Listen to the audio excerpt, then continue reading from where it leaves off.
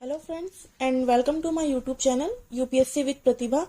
आज की इस वीडियो में हम डिस्कस करेंगे बीपीएससी के बारे में। देखिए, हाल में ही बीपीएससी के एग्जाम पैटर्न में काफी बड़ा चेंज हुआ है। ठीक है, जो एग्जाम पैटर्न है, एग्जाम पैटर्न में काफी चेंजिंग हुई है। चेंजिंग ये हुई है कि पहले नेगेटिव मार्क्स नहीं हुआ करता था, बट अब बीपीएससी के प्रीलिम्स में नेगेटिव मार्क्स आ चुकी है और मेंस में भी बहुत बड़ी चेंजिंग हुई है, वो मैं आपको आगे बताऊंगी। दूसरा हमारा सेगमेंट रहेगा सिलेबस के ऊपर कि बीपीएससी की सिलेबस क्या है। तीसरा रहेगा क्वेश्चन सेगमेंट के ऊपर कि पिछले 5 साल में क्वेश्चन की सेगमेंट मतलब किस सेगमेंट से किस तरह के क्वेश्चन आए हैं उसके बारे में। और चौथा जो हमारा रहेगा वो रहेगा आपके बुक्स के ऊपर। वीडियो के लास्ट में मैं आपको कुछ बुक्स बताऊंगी जिसे पढ़कर आप इन 30 दिनों में अच्छी प्रैक्टिस अपनी कर सकते हैं और अपनी तैयारी को भी अच्छी कर सकते हैं। ठीक है, तो वीडियो के लास्ट तक बने रहे और वीडियो को लाइक, शेयर एंड सब्सक्राइब करना ना भूलें। तो चलिए वीडियो स्टार्ट करते हैं। तो सबसे पहले हम बात कर लेते हैं कि हमारा ये क्या है कि एग्जाम पैटर्न में क्या चेंज हुई है। ठीक है, देखिए, पहले क्या था कि पहले जो बीपीएससी की एग्जाम होती थी उसमें कोई नेगेटिव मार्किंग बोल के कुछ नहीं था। यानी आपने यदि 100 क्वेश्चन आप सही करके आए तो आपका तो सही है। यदि आपने 100 क्वेश्चन आए हैं उसमें से आपने 96 मान लीजिए आपने सही किया और 4 आपने गलत किया, तो जो सिर्फ 4 मार्क्स थे वो कटते थे। बट अब ऐसा नहीं है। अब क्या है मैं आपको बताती हूँ। अब यदि 100 क्वेश्चन आए हैं, ठीक है, मान लीजिए कि 100 क्वेश्चन आए हैं, आपने 96 सही किए हैं और 4 आपका गलत हो गया है। ठीक है, तो जो 4 गलत हुआ है उसका तो मार्क्स आपका कटेगा ही, साथ में 1/4 यहाँ देखिए आप कि negative marking should be informally on all the 150 question in the case there will be 1 marks और करेक्ट आंसर एंड -1/4। यदि आपने 4 क्वेश्चन गलत किए तो ये 4 मार्क्स तो आपके कटेंगे ही, साथ में जो आपने सही किए हैं उससे भी आपके -1 हो जाएंगे। तो अब आपको ध्यान रखना है, अब तुक्का मारने से नहीं चलने वाला है। पहले क्या था कि लोग तुक्का मार करके सही कर लेते थे, बट अब आपने गलत किया है तो आपका -1 हो जाएगा। ये तो चेंज हुई है प्रीलिम्स के तौर पे। अब हम बात कर लेते हैं कि मेंस के तौर पे क्या चेंजिंग हुई है। यहाँ देखिए, मेंस के तौर पे ये चेंज हुई है कि पहले मेंस में निबंध नहीं था। ठीक है, बट अब मेंस में निबंध को जोड़ा गया है और जो हमारा वैकल्पिक विषय था वो पहले डिस्क्रिप्टिव हुआ करता था, बट अब इसे एमसीक्यू कर दिया गया है। ठीक है, तो और हाँ, इसे सिर्फ एमसीक्यू ही नहीं किया गया है बल्कि ये पहले आपकी जो वैकल्पिक विषय की जो मार्क्स थी वो आपकी एग्जाम में जुड़ती थी, बट अब ये मार्क्स आपके एग्जाम में नहीं जुड़ेंगे और सिर्फ आपको इसे पास करना है। यानी अब ये क्वालिफाइंग नेचर का हो गया है। सामान्य हिंदी वो तो थी पहले से, वो है। अब जो आपका टोटल मेरिट बनेगा वो जीएस पेपर 1, जीएस पेपर 2 और निबंध को नया जोड़ा गया है। इसके बेसिस पे आपका मेरिट बनेगा। अब वैकल्पिक विषय का कोई रोल नहीं रहा है, आपको बस इसे पास करना है। इस पे भी कुछ ये है कि कौन से कैटेगरी वालों को कितने मार्क्स लाने हैं वैकल्पिक विषय में। देखिए, जो हमारे जनरल वाले हैं उनके लिए 40% मार्क्स चाहिए। जो हमारे ईडब्ल्यूएस वाले हैं उनके लिए 36.5% मार्क्स चाहिए। जो हमारे ओबीसी वाले हैं, ठीक है, उनके लिए 34%। ये सब मैं वैकल्पिक विषय के बारे में बता रही हूँ कि इसको पास करने के लिए जो आपका परसेंटेज है वो कितना होना चाहिए। और जो हमारे SC ST वाले हैं और महिलाएं हैं और जो हैंडीकैप्ड है उनके लिए 32%। ठीक है, यहाँ देखने वाली बात यह है कि जो सामान्य कैटेगरी वाले हैं यदि वो किसी और राज्य से बिलोंग करते हैं, यानी बिहार के अलावा यदि वो उत्तर प्रदेश, झारखंड या उत्तराखंड या किसी और राज्य से आते हैं, तो वो भले ही ओबीसी हो, ईडब्ल्यूएस हो या SC ST हो, उनको इसका फायदा नहीं मिलने वाला है। वो एज अ जनरल ट्रीट किए जाएंगे। ये फायदा जो ओबीसी वाले और SC ST वाले का जो फायदा है ये सिर्फ आपके उनको होगा जो बिहार के हैं। बिहार के अलावा जो जितने भी कैंडिडेट है वो एज अ जनरल ट्रीट किए जाएंगे। तो ये तो चेंज हो गया आपका मेंस के तौर पे। अब हम बात कर लेते हैं कि सिलेबस क्या है। देखिए, आपको पता ही है कि बीपीएससी में 3 तरह के एग्जाम होते हैं। पहला होता है प्रीलिम्स, दूसरा होता है मुख्य परीक्षा यानी मेंस। पहला हुआ प्रीलिम्स हमारा, इसे बस क्वालिफाइंग करना होता है मेंस देने के लिए। दूसरा होता है हमारा मेंस, मेंस के ही मार्क्स से आपकी मेरिट बनती है। और तीसरा होता है हमारा इंटरव्यू। तो पहले जानते हैं कि प्रीलिम्स में क्या सिलेबस है।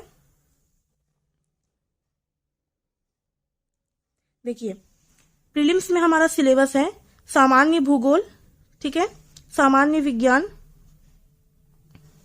राष्ट्रीय तथा सामान्य विज्ञान, अंतर्राष्ट्रीय महत्व की सांसारिक घटना यानी करंट अफेयर, भारत का इतिहास यानी इंडियन हिस्ट्री, बिहार का इतिहास यानी बिहार की जो हिस्ट्री है, भूगोल में ज्योग्राफी में बिहार के प्रमुख भौगोलिक प्रभाग तथा यहाँ की महत्वपूर्ण नदियां, भारत की राज्य व्यवस्था यानी इंडियन पॉलिटी, आर्थिक व्यवस्था यानी इकोनॉमिक्स, ठीक है। और साथ ही कुछ इंडियन नेशनल मूवमेंट के जो सेगमेंट होते हैं वो इस एग्जाम में ज्यादा पूछे जाते हैं। यानी जो आपके हिस्ट्री है, हिस्ट्री के पार्ट में जो आपका एंशियंट हिस्ट्री है और जो आपका मेडिवल हिस्ट्री है उससे तो क्वेश्चन पूछे जाएंगे, बट जो ज्यादा क्वेश्चन पूछे जाते हैं वो आपके पूछे जाते हैं मॉडर्न हिस्ट्री से, ठीक है। तो आपको मॉडर्न हिस्ट्री पे ज्यादा फोकस करना है। और मॉडर्न हिस्ट्री से भी कौन से सेगमेंट से पूछे जाते हैं, तो इस सेगमेंट से भारत का राष्ट्रीय आंदोलन यानी इंडियन नेशनल मूवमेंट, ठीक है, इंडियन नेशनल मूवमेंट। तो आपको ज्यादा एंशियंट पे और मेडिवल पे फोकस करने की जरूरत नहीं है, इनसे क्वेश्चन कम पूछे जाते हैं। इंडियन नेशनल मूवमेंट से क्वेश्चन ज्यादा पूछे जाते हैं। ये तो हो गई हमारी प्रीलिम्स की। प्रीलिम्स आपको बस पास करना होता है। यदि प्रीलिम्स में आप पास नहीं करोगे तो आप मेंस में नहीं बैठ सकते। मेरिट जो है वो हमारा मेंस के एग्जाम से बनता है और इंटरव्यू के एग्जाम से बनता है, मार्क्स से बनता है। तो अब बात करते हैं मेंस में। मेंस में निबंध को नया जोड़ा गया है, ठीक है।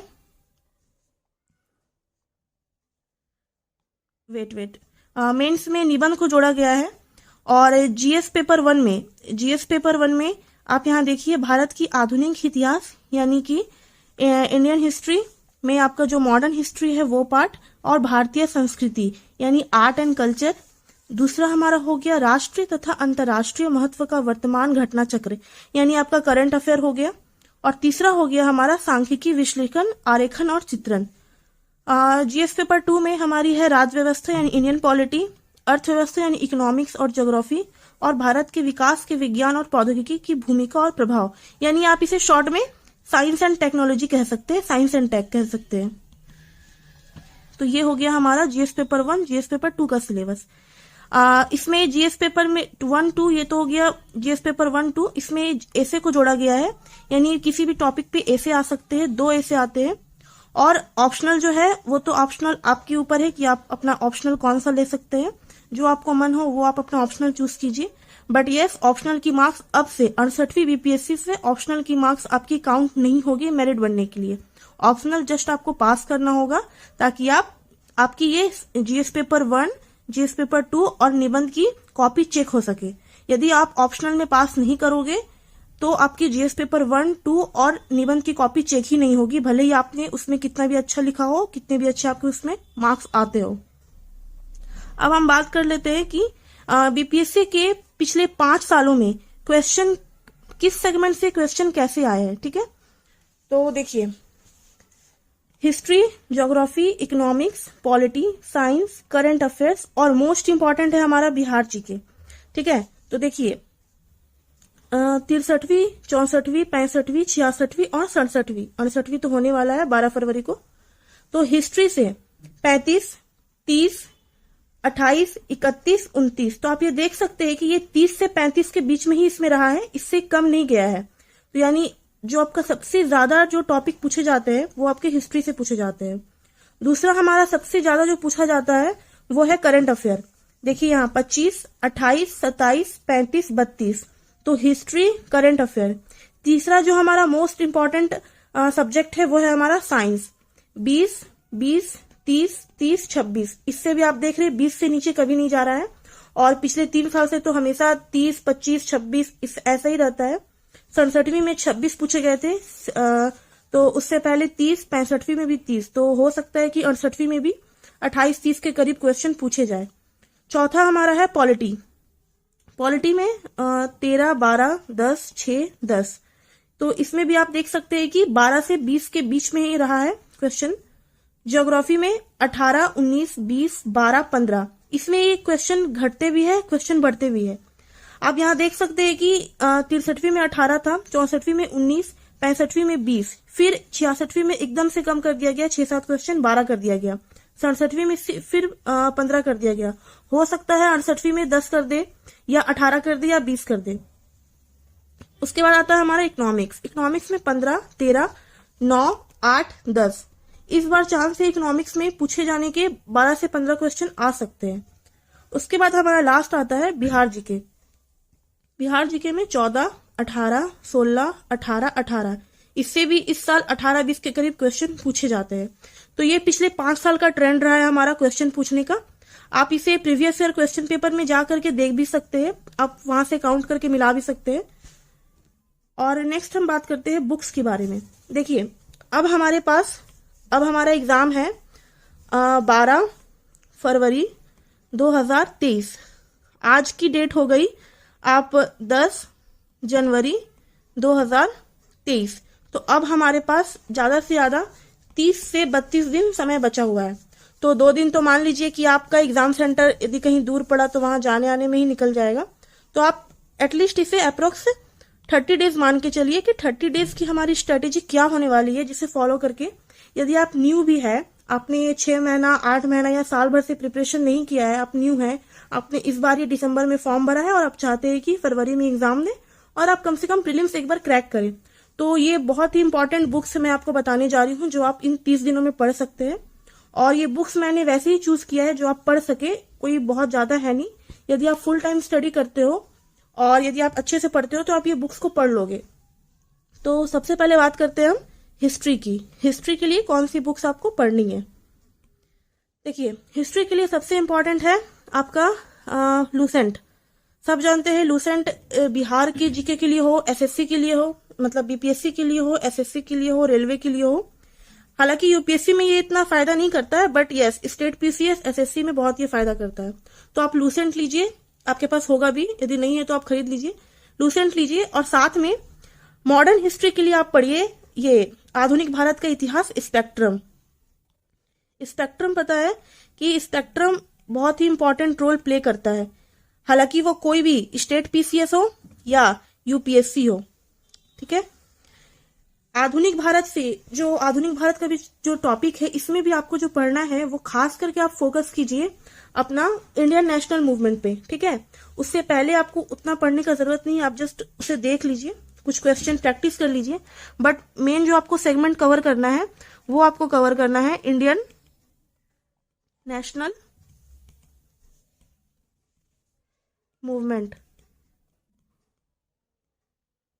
ठीक है, हिंदी में हम इसे भारतीय राष्ट्रीय आंदोलन कहते हैं। तो ये बहुत इंपॉर्टेंट पॉइंट है, इससे बहुत से क्वेश्चन पूछे जाते हैं। यदि आप यहाँ देखें कि हिस्ट्री में यदि 35 क्वेश्चन पूछे जा रहे हैं या 30 पूछे जा रहे हैं, जो भी है, तो इसमें यदि आपका इंडियन नेशनल मूवमेंट है वो अकेला ही 15 से 20 क्वेश्चन कवर कर लेगा। ठीक है, तो आप इसे बिल्कुल ना छोड़े, इंडियन नेशनल मूवमेंट इन 30 दिनों में अच्छे से पढ़ ले। ये जो स्पेक्ट्रम है ये ज्यादा से ज्यादा आपकी 650 पेज की बुक है। ठीक है, तो आप इसे यदि रोज भी यदि 12 पेज या 13 पेज पढ़ते हैं या 15 पेज करके भी पढ़ते हैं तो आप इसे 30 दिन में कवर कर लेंगे। और अभी तो आपको क्रैक करना है तो आप थोड़ा ज्यादा करके पढ़िए, टाइम दीजिए थोड़ा ज्यादा। ठीक है, और साथ में आप लूसेंट पढ़िए, लूसेंट में शॉर्ट में दिया रहता है और जो ये है हमारा स्पेक्ट्रम में थोड़ा ब्रीफली डिस्क्राइब किया रहता है, तो आप इन दोनों को पढ़ सकते हैं। दूसरा हमारा आता है सब्जेक्ट, वो है पॉलिटी। पॉलिटी के लिए एम लक्ष्मीकांत, सबको पता है, रामबाण का काम करता है। एम लक्ष्मीकांत पढ़ लीजिए, जितनी आर्टिकल है रट लीजिए और जो भी अनुच्छेद आर्टिकल्स जो भी है सब पढ़ लीजिए, उनसे बहुत सारे क्वेश्चन पूछे जाते हैं। देखिए, ये स्टेट पीसीएस है। ठीक है, ये बीपीएससी स्टेट पीसीएस है, ये यूपीएससी नहीं है। इसमें आपको ब्रीफली नहीं जाना है, आप इसे यदि सही से भी पढ़ते हैं, आर्टिकल पढ़ लिया आपने, जो जो महत्वपूर्ण आपके चीज हुए हैं, जैसे कि इसके लिए भी मैं एक इम्पोर्टेंट ये बना दूंगी, वीडियो बना दूंगी कि कौन कौन से टॉपिक आपको पढ़ने हैं, तो आप वो पढ़िए। साथ में आप लूसेंट पढ़िए, लूसेंट में शॉर्ट में दिया रहता है तो आप उसे पढ़ सकते हैं, साथ में दोनों को साथ लेके चलना है। तीसरा हमारा आता है सब्जेक्ट, वो आता है साइंस, साइंस से भी काफी क्वेश्चन पूछे जाते हैं। ये देखिए, साइंस से भी 20, 25, 30 के करीब क्वेश्चन पूछे जाते हैं। पिछले साल 26 क्वेश्चन पूछे गए, उससे पिछले साल 30, तो इस साल भी चांस है कि 28 से 30 क्वेश्चन पूछे ही जाएंगे। तो साइंस के लिए कुछ नहीं, साइंस के लिए सिर्फ लूसेंट की सामान्य विज्ञान, ये बस ये इकलौता ही काफी है, इसके लिए और कुछ इसमें ऐड करने की जरूरत नहीं है, ये आप पढ़िए। अच्छा, मैं साइंस के लिए एक और चीज बता देती हूँ कि इनको पढ़ने के बाद भी यदि आप चाहे नहीं, पढ़ ही लीजिएगा। एनसीईआरटी, एनसीईआरटी भी कौन सी, तो क्लास 12 की, क्लास 12 में भी आपको पूरी नहीं पढ़नी है, बायोलॉजी की एनसीईआरटी पढ़िए, ठीक है। क्लास 12 की बायोलॉजी की एनसीईआरटी का लास्ट आप 4 चैप्टर पढ़ सकते हैं, ठीक है। 12 से 15 चैप्टर है, तो लास्ट आप 4 चैप्टर, लास्ट के 4 चैप्टर आप पढ़ लीजिए इसको, ठीक है। उसके बाद आते हैं हम हमारा इकोनॉमिक्स में। इकोनॉमिक्स के लिए क्या पढ़ना है वो देखिए। इकोनॉमिक्स के लिए सेम लूसेंट तो हमारा चलेगा ही, साथ में क्लास 12 की, दोनों ये जो बुक है ये क्लास 12 की बुक है, ठीक है। माइक्रो इकोनॉमिक और मैक्रो इकोनॉमिक, व्यष्टि अर्थशास्त्र और समष्टि अर्थशास्त्र, ये दोनों पढ़ लीजिए, बस इकोनॉमिक्स आपका हो जाएगा। साथ में थोड़ा जो पिछले साल का क्वेश्चन रहा इकोनॉमिक्स से वो प्रैक्टिस कर लीजिएगा और लूसेंट पढ़ लीजिए साथ में। उसके बाद हम बात करते हैं हमारी इकोनॉमिक्स की। अच्छा, इकोनॉमिक्स में मैं आपको यहाँ बताने भूल गई, हाँ यही तो, इकोनॉमिक्स में आप इन दोनों को पढ़ लीजिए, साथ में कुछ यदि इंपॉर्टेंट टॉपिक लगते हैं कि जो आपको लगता है कि एनसीईआरटी कवर नहीं कर रहा है, लूसेंट में अच्छा से नहीं दिया हुआ है, तो आप रमेश सिंह भी पढ़ सकते हैं, भारतीय अर्थव्यवस्था, रमेश सिंह की बुक काफी इंपॉर्टेंट बुक है। जितने भी स्टेट पीसीएस होते हैं यूपीएससी वालों के लिए ये बहुत अच्छी बुक है, तो आप ये पढ़ सकते हैं। वैसे जरूरत नहीं पड़ेगी, आप इन दोनों को अच्छे से पढ़िए और लूसेंट पढ़िए, तो वैसा कुछ नहीं है, बट यदि आपको कुछ ब्रीफ जाना है तो आप इसे भी देख सकते हैं। मेरे हिसाब से आप रमेश सिंह को मत ही टच कीजिएगा तो अच्छा है, क्योंकि अब हमारे पास उतना टाइम नहीं है। उसके बाद हम आते हैं ज्योग्राफी के बारे में, ठीक है, मैं शॉर्ट में लिख देती हूँ ज्योग्राफी। ज्योग्राफी के लिए लूसेंट सही है, साथ में 11 और 12 की बुक, ठीक है, 11 की बुक और 12 की बुक एनसीईआरटी, ये चारों एनसीईआरटी है। 11 की 2 बुक है और 12 क्लास की एनसीईआरटी की ये 2 बुक है, टोटल 4 बुक है। एनसीईआरटी बहुत छोटा होता है, एनसीईआरटी कोई चाहे तो 5 से 6 दिन में एक बुक को पढ़ सकता है आराम से, और साथ में लूसेंट पढ़ लीजिए। उसके बाद है बिहार जीके।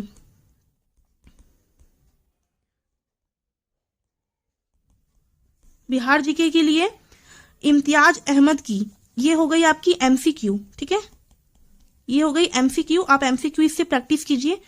इम्तियाज अहमद की ही बुक है, ये ब्रीफ बुक है, इसे आप पढ़िए और इसमें आप प्रैक्टिस कीजिए, ठीक है। तो ये हो गई आपकी बिहार जीके की 2 बुक, दोनों एक ही राइटर की है, इम्तियाज अहमद और ये कमर अहसन की है, ये रजनीश कुमार की है। तो आप इससे बिहार एक परिचय ये पढ़िए और इसमें आप प्रैक्टिस कीजिए, तो आपका दोनों साथ ही साथ होते जाएगा। लास्ट हमारा आता है करंट अफेयर। करंट अफेयर के लिए क्या करें, तो करंट अफेयर के लिए जो स्पीडी हमारी आती है, आप बिहार सब वालों को पता ही होगा कि स्पीडी क्या रोल प्ले करती है, तो हमारी ये स्पीडी पढ़िए आप, ये 2023 की है, तो 23 में ये आती है इसलिए 23 लिखा है, 23 का करंट अफेयर है नहीं। करंट अफेयर इसमें जो है वो है जनवरी 2022 से 1 दिसंबर 2022 तक। एग्जाम हमको देना है 12 फरवरी 2023 में, तो पिछले 1 साल का ही आप करंट अफेयर पढ़िए। और जो जनवरी के जो करंट अफेयर है वो आप चाहे तो दृष्टि बीपीएससी आप सर्च कीजिएगा यूट्यूब में, दृष्टि की बीपीएससी की एक अलग से आती है उनकी ये आपकी करंट अफेयर की सीरीज, वो आप देख सकते हैं। और चाहे तो साथ में आप बिहार अड्डा 27 भी देख सकते हैं, तो इससे आपकी करंट अफेयर्स पूरी हो जाएगी। बट इस पीडी को आप याद कर लीजिएगा, ये कहे रट लीजिएगा बिल्कुल, ठीक है। उसके बाद आती है कि पढ़ तो लिया, अब प्रैक्टिस क्या करना है, तो प्रैक्टिस करने के लिए बेस्ट है यूनिक पब्लिकेशन की बीपीएससी प्रारंभिक परीक्षा पीटी, ठीक है। तो इसमें 38 बीपीएससी से लेकर के 67वीं यानी 67 तक सारी क्वेश्चन जो आई हुई है, खासकर आपकी प्रीलिम्स में, ठीक है, अभी हमें प्रिपरेशन पीटी के लिए करना है, तो प्रीलिम्स में जितने क्वेश्चन पूछे गए हैं साथ ही उनके आंसर, ये देखिए हल प्रश्न पत्र ये साथ में दिया गया है, तो आप इससे प्रैक्टिस कर सकते हैं और देख भी सकते हैं कि क्या आंसर है नहीं है। ये तो एक हो गई जो क्वेश्चन आए हुए हैं उसके आंसर क्या है वो प्रैक्टिस करने के लिए। दूसरा बीपीएससी का मैगरा हिल का बुक आता है, ये आ चुका है 68वीं मॉडल प्रश्न पत्र। इसमें आपको मॉडल प्रश्न पत्र बना करके दे दिया गया है कि किस तरह से प्रीलिम्स में क्वेश्चन पूछे जाते हैं, तो आप इससे प्रैक्टिस कर सकते हैं। ये दोनों आपका हो गया प्रैक्टिस के लिए, ठीक है। तो ये हो गई हमारी बुक लिस्ट।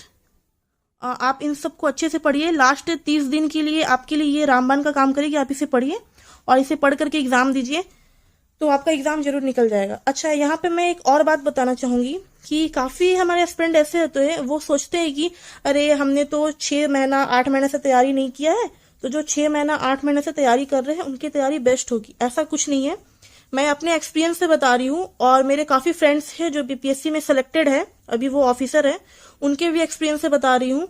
उन्होंने 1 महीना 2 महीना पढ़ के ही पीटी की तैयारी की है। तो आप भी, अभी आपके पास 30 दिन समय है, आप अच्छे से पढ़ाई कीजिए, फुल टाइम स्टडी को दीजिए, तो आपका भी पीटी निकल सकता है। और उसके बाद यदि आप इसे अच्छे से पढ़ लेंगे, और जहां बात रही मेंस की, तो मेंस में अब ऑप्शनल हट चुका है। अब ऑप्शनल का कोई झंझट है नहीं कि ऑप्शनल आपको पढ़ना है। पहले क्या था कि जो बच्चे 6 महीना 8 महीने से तैयारी करते थे, वो ऑप्शनल को क्या करते थे, इतने अच्छे से पढ़ लेते थे। जो हमारा ऑप्शनल है वो 300 मार्क्स का होता था, और वो होता था डिस्क्रिप्टिव, यानी आपको लिखना पड़ता था। और अब जो हो गया है 68वीं बीपीएससी से क्या हो गया है कि वो हो गया है आपका एमसीक्यू, ठीक है, और 100 मार्क्स के हो गए, और वो भी कैटेगरी वाइज है, आपको बस पास करना है, कोई ऐसा नहीं है कि इसका आपका मेरिट बनेगा। तो अब आपके पास चांस है कि आप इसे ऑप्शनल को पढ़िए, इतना पढ़िए कि बस आपका पास हो जाए आप। और जीके जीएस में ज्यादा ध्यान दीजिए, निबंध लिखने की प्रैक्टिस कीजिए, ठीक है, तो आपका मेंस भी निकल सकता है। और फिर इंटरव्यू के लिए तो आपको टाइम मिलता ही है, और प्रीलिम्स के बाद आपको मेंस के लिए भी काफी टाइम मिलता है, तो आप प्रिपरेशन कर सकते हैं, और हो सकता है कि निकल जाएगा यदि आप फुल फोकस के साथ स्टडी करते हो तो। Thank you so much. और नेक्स्ट जो हमारा वीडियो होगा वो होगा इम्पॉर्टेंट टॉपिक के ऊपर, कि कौन से टॉपिक्स पढ़ करके आप इस 30 दिनों में क्रैक कर सकते हैं बीपीएससी, ठीक है। तो वो मैं जल्दी पोस्ट करने वाली हूँ। और हाँ, साथ ही यूपीएससी